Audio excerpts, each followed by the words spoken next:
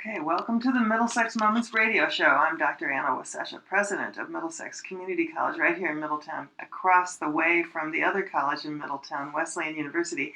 And today my guest is Rani Arbo, who is the organizer for the Feet to the Fire encounter. And I wanted to have you on the show, Rani, so that you could tell all the people in the listening audience about this amazing event that's happening next Saturday, May 7th, right? Yeah, I'm delighted to do it. I'm really looking forward to Saturday.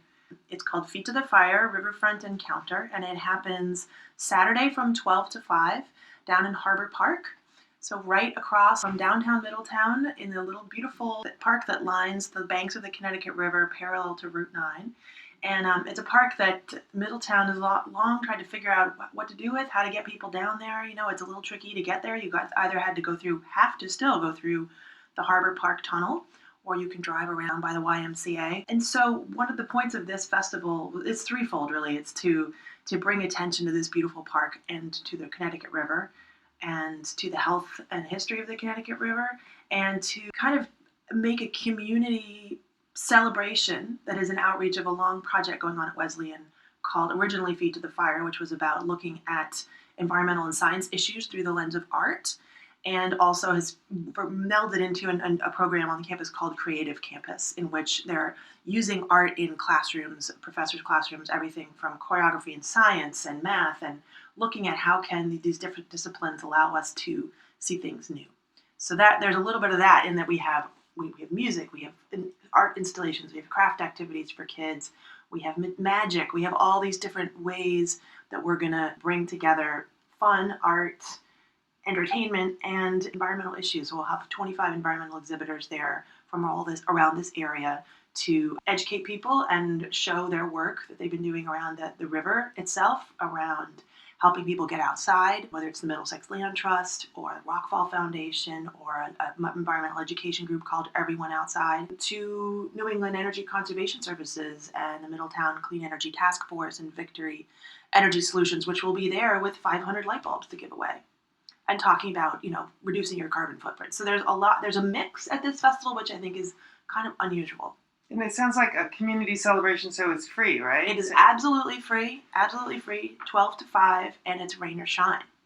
So we're going to keep it going, even if it's drizzling. I don't think it's going to lose a whole lot of momentum in the rain. That sounds really great. Yeah, it's a perfect time of the year to get everybody outside, as the name of the group goes. And there's food trucks, too, so we're trying to market it. Come down and have a falafel and a popsicle and listen to some salsa and have a great time. Sounds really good. Well, we'll be back in just a minute. We have to take a break, and then let's talk more about the specific groups that you've got coming to perform. Well, welcome back to Middlesex Moments radio show, and to Rani Arbo, who is the Major Domo. I think that's a good title for you. Major Domo of Feet to the Fire, the Riverfront Encounter. So we were just talking over the break about parking. So there are these two main places, the YMCA area? Actually, what we want everyone to do is to park in the Malili parking lot, which is behind the clock tower shops there. It's going to be free all day for the festival, and the spillover parking is in the arcade, which is over off of Dingwall Drive behind the police station, and then to walk through the tunnel. And this is partly for two reasons. One is that we're actually allowing no cars you can drive down Harbor Drive, but you can't get into the festival. Parking is not there, and you can't even drive into the festival because we have too much. That's where all the food trucks are. It's too much going on. So parking in Malili or the arcade or Main Street if you can, or best ride your bike from home, since this is an environmental arts festival. We're hoping we'll have bike parking. Pedal Power is going to be down there to fix your flat. You can walk your bike down, get your flat fixed, and then ride home. So think about that. Where's the bike parking? Well, the bike parking is going to be right down at the park. Oh, so you can literally take it. Oh, all the way in. Yeah, you could come down by the YMCA, turn the corner under the highway, and ride in. We're welcoming you on two wheels, not on four.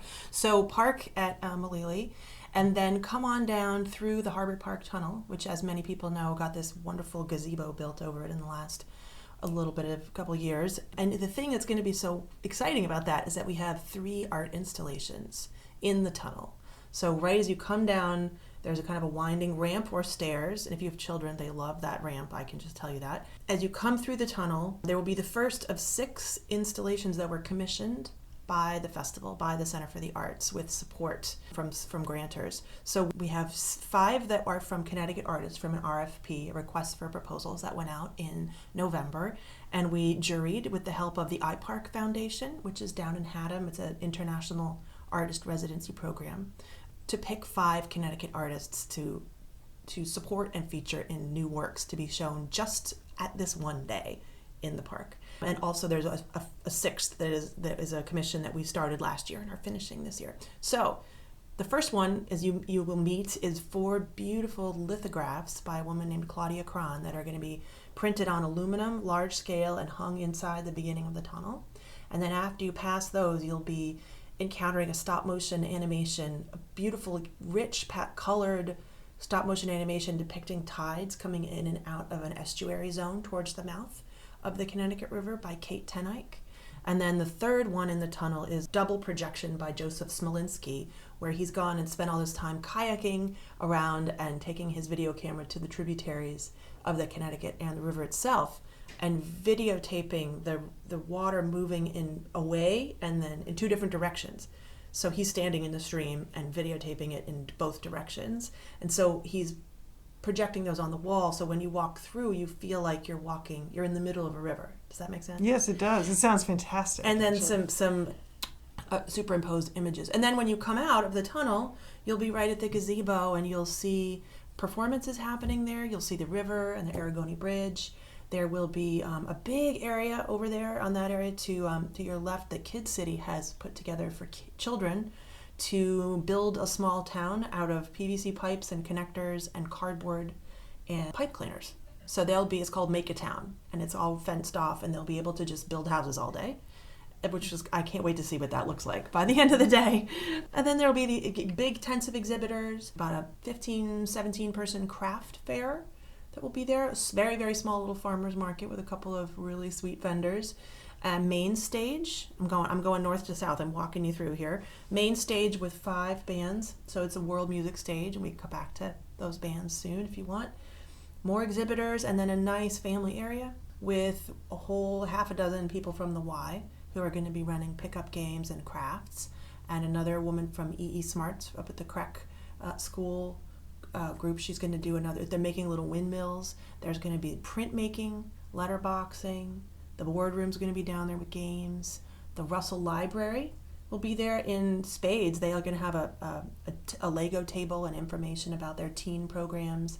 And then Shane Grant is going to be doing fishing with kids, because you can fish in the Connecticut without a license if you're under 12. Oh, really? Yes. So he will bring down all kinds of rods and reels, and kids can cast into the river. I wonder what they'll catch.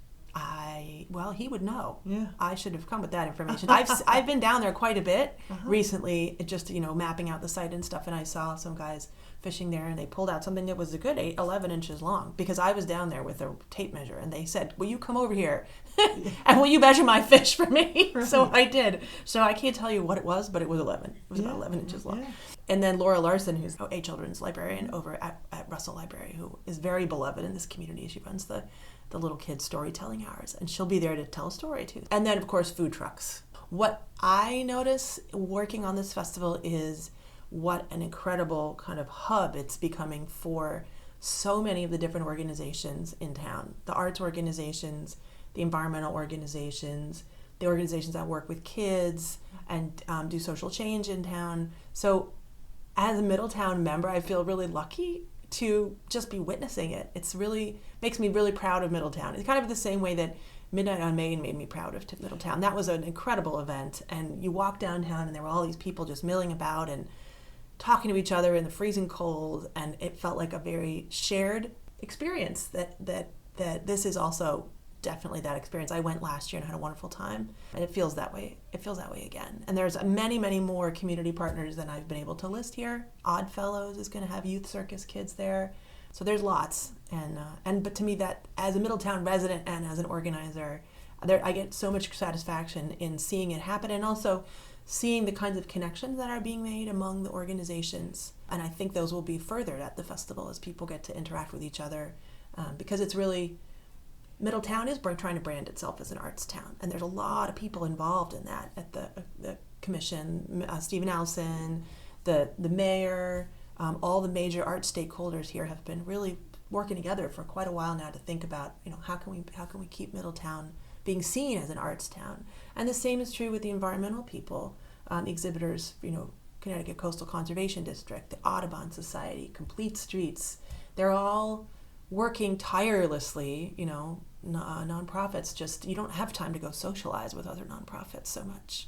And so this sort of an event, I think, can bring them together physically and also just give people a sense of a shared purpose. And the fact that it's the science and the environmental activism and the art together is really, I think, the Wesleyan CFA overview and way of looking at things. And they've had a lot of practice at it. So this is a really interesting community outreach for them because they've been doing this sort of thing on campus in a much more academic level. And something I do want to talk about, collaboration between Wesleyan students, Allison Orr, who's a visiting choreographer, and the Water Sewer Department.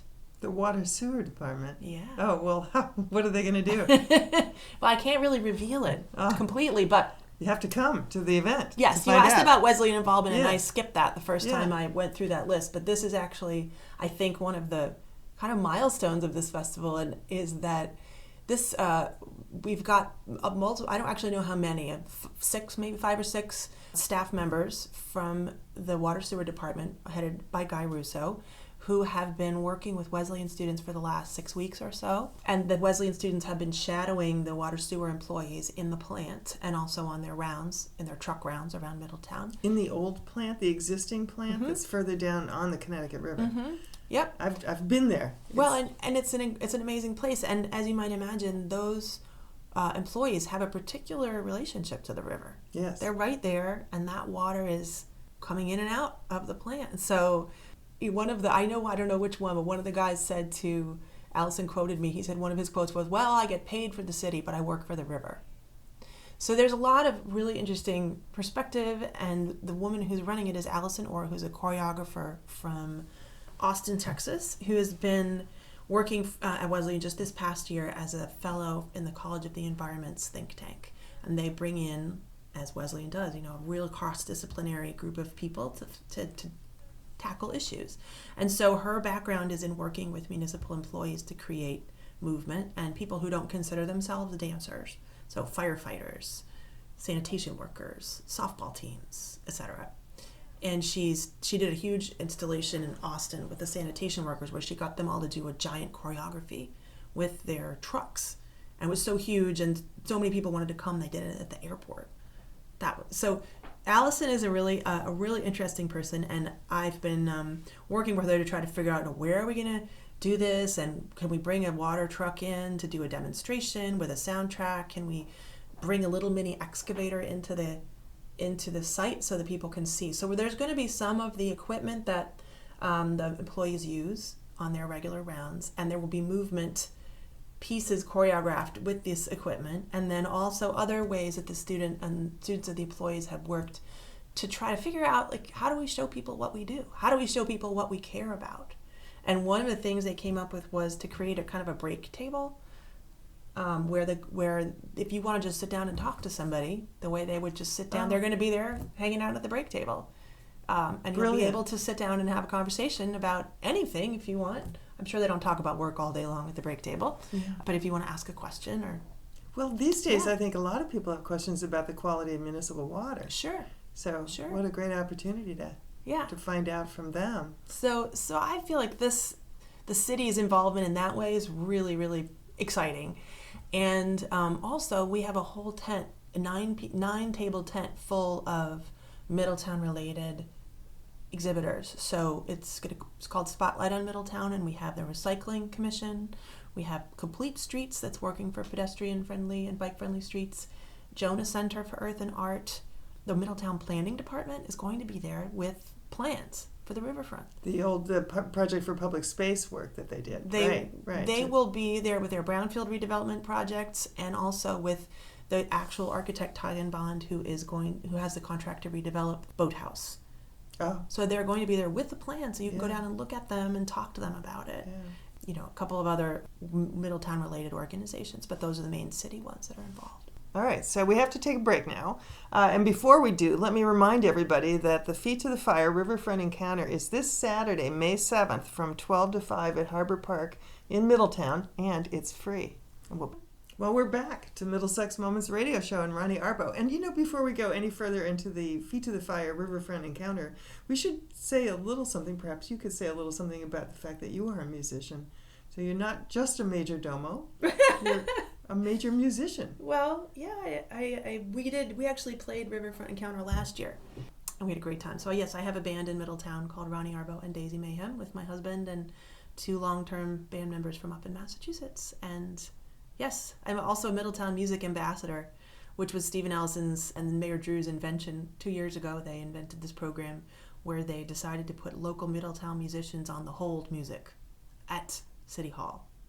Wow. So if you want to, what a fantastic idea. yeah, Oh. it was a great idea. So myself and Dave Downs and Jay Hogard are the 3, and I'm sure there'll be a new one nominated this year.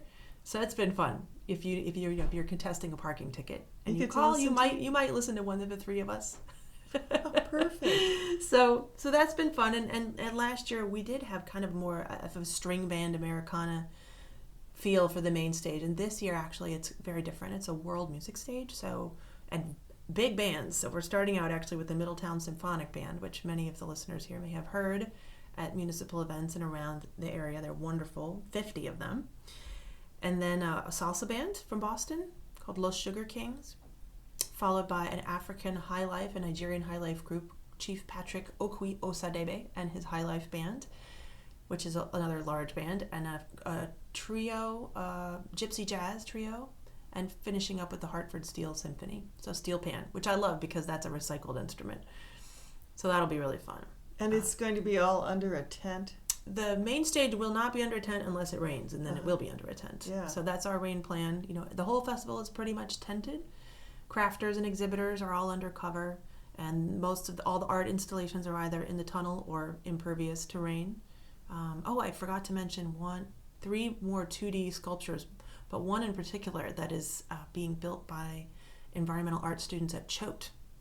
And it's a tiny house that you walk in like a little nautilus, a little spiral, and they've put soundproofing on the outside. So the idea is that you walk in and the sounds of the festival will be diminished, and you have a quiet space in the middle and this floor-to-ceiling portal through which you can look at the river in a very focused way.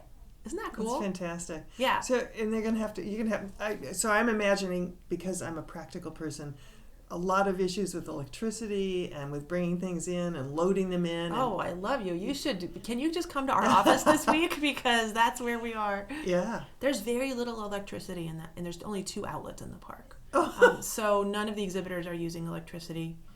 We have a bike generator down that's going to... Somebody can be riding there, but you need a whole host of them. You can help power the smoothie station, or maybe the potters. Gary O'Neill's going to do a pottery demonstration, and we might plug it into him. And then there's electricity at the gazebo stage. So we're pulling from the one outlet to do the main stage. But it's doable. The parks, Bryan Parks down at the city has been incredibly supportive. The whole city's been incredibly supportive, and there's a lot of things we had to clear with them. Electricity and sound in the tunnel, and putting stakes in the ground, and loading in. Trying to stagger load in so everybody. It'll be great. It's all going to work. It is going to work. It's going to be fantastic. Yeah. Well, so how did you get involved with this in the first place? Well, I was called over to the CFA in the fall because they've been down an assistant program director for a while. They were just in the interviewing process, and I knew it was a crunch time in the fall because I'm in the arts music world, and I know that colleges book their acts. They have to get them done really by February. So I just called to see if they needed any help and began temping on a very occasional little bits, small projects in the fall. And then this position came up to coordinate Feet to the Fire. And so I applied, and it seemed like a good match just because I've been here a long time. I know a lot of the stakeholders for the festival, and I'm just very invested in Middletown, and I do know the arts world. And so the challenge for me has been taking what I know and then learning what you apparently already are wired for, which is where are they, when are they coming?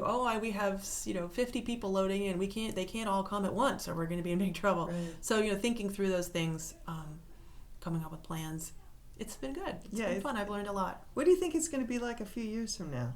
How does it evolve? That's a wonderful question, and we just had to tackle it recently because a lot of this is grant driven, and we actually haven't had that big meeting of how is it going to continue after this year, because one of the biggest granting pieces of it is ending next June. So some of it will be continued. I think we're committed to trying to fundraise in the fall to make it happen again this year. But this coming one in the 2017 will have to be much, much more community funded. So we had state arts funding, but a lot of those were seed grants, and they want to see you start it, they want to see you succeed, and then they know they have to move on to seeding something else because that's what their job is. And then it's our job to kind of pound the pavement in Middletown and at the state level to try to see what other kinds of grants we can get. Who are your major donors now?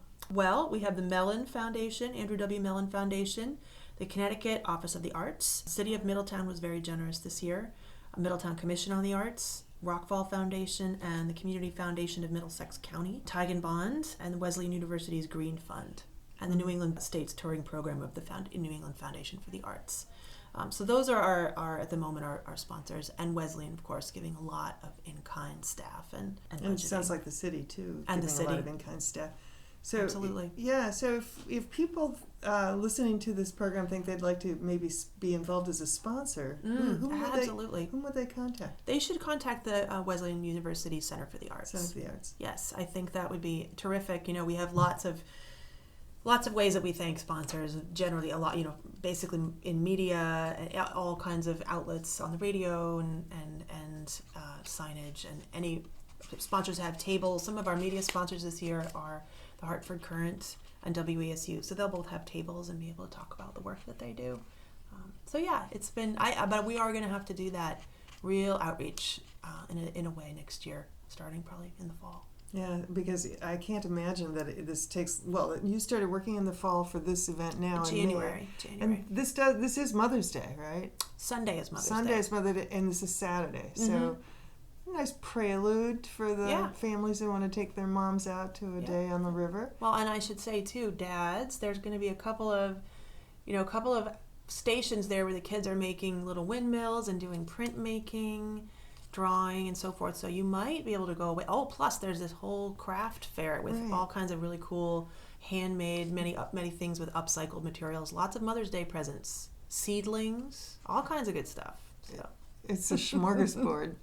You can get Mother's Day all taken care of. Yeah, right, exactly. So I hope everybody listening will get in their cars and go park in the Malili parking lot, or the arcade. Or ride their bikes or walk, if they can walk over there. A lot of people live in sort of central downtown Middletown, north end of Middletown. Yeah. And if anybody is interested in volunteering, I should say this, put a plug, we're still looking for bodies, especially in the morning from 8 to 12, and afterwards an hour or two to help us clean up. And also, if you're interested in that, I don't have the URL, but you could you could message the Center for the Arts, you could give us a call, and someone there will take your name and sign you up to volunteer. We'd love to have you. So this is the point at which we need to give people those addresses and phone numbers. Yes. So the Wesleyan, the event page and the Wesleyan website for the Riverfront is Wesleyan,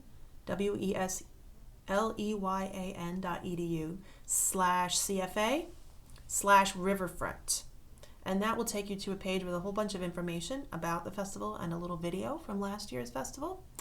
And if you look real hard, you'll see me in that video playing my fiddle. And let's see. And you can also go to the Wesleyan Center for the Arts Facebook page, which there's an event page on that Facebook page for Riverfront. And maybe just like the CFA Facebook page, because what's being posted there right now are all kinds of really cool spotlights on Kate Tenike's animation video is actually up. She released it over the weekend. You can see it. There'll be spotlights on food trucks and on demonstrations and on all kinds of different things. Wesleyan Acapella group. So we have it's really heating up this week. There'll be lots of previews up there on the Center for the Arts Facebook page. And do you think it's Center for the Arts or CFA? How would somebody go on Facebook? And I think if find you it? just Google Wesleyan Center for the Arts Facebook, you It'll can take get you there. right there. I should have it in front of me, but I don't. But anybody these days Yeah, I can know. find that. I'm hoping. Even on your iPhone. Yeah, absolutely. Actually, there's also a link at wesleyan.edu/CFA/riverfront.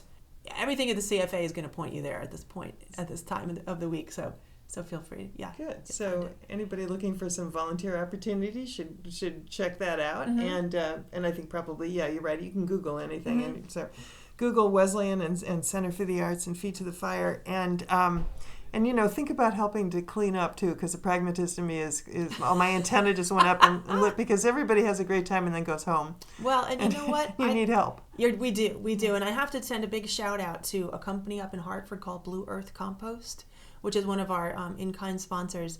They are two young guys who have started this residential and commercial compost removal company. So they, for a very small, actually very reasonable fee, they're trying to expand their business in Middletown. They're managing our entire waste stream at the festival. So they are bringing waste stations with signage. They're composting everything. We're trying to get all of our food trucks to do recyclable and compostable cutlery and wares, so that they've been coordinating all of that.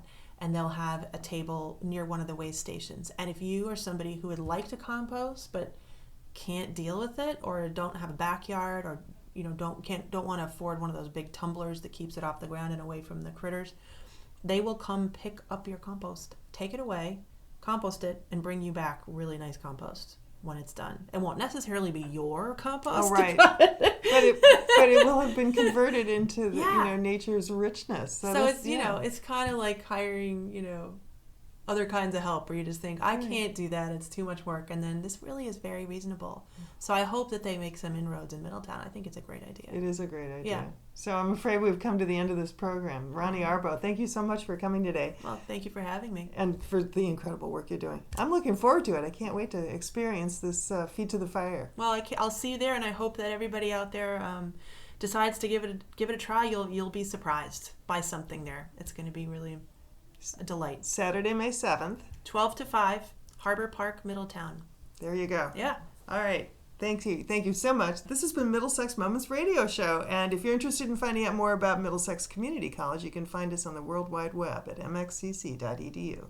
This is Anna Wasesha, wishing you all a very good day.